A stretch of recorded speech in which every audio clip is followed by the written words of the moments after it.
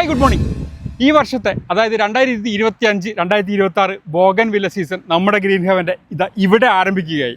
അപ്പോൾ ഇപ്പോൾ chilli varieties നമ്മുടെ കടലാസ് പൂക്കൾ അല്ലെങ്കിൽ നമ്മുടെ ബോഗൻവില്ല ആ പഴയ മുള്ളുള്ള വെറൈറ്റികളൊക്കെ മാറി ഇപ്പോൾ ഫയറോ പാല്, ചില്ലി റെഡ്, ഐസ്ക്രീം അങ്ങനെ ഒരുപാട് വ്യത്യസ്തമായ പേരുകളിലാണ് ഇപ്പോൾ നമ്മുടെ ബോഗൻവില്ലാസൊക്കെ വരുന്നത്. ഈ കാണുന്ന കുഞ്ഞു തൈകൾ മുഴുവനും ഉണ്ടാക്കുന്നത് ഈ മദർ പ്ലാന്റിലാണ്. അപ്പോൾ ഇതിൽ നമ്മൾ മനസ്സിലാക്കേണ്ട ഒരു കാര്യമുണ്ട്. രണ്ട് രീതിയിൽ നമുക്ക് ബോഗൻവില്ലകളെ ഉണ്ടാക്കാം. ഒന്ന് ഇതേപോലെ ബുഷിയായിട്ട് നമുക്ക് നിർത്താം.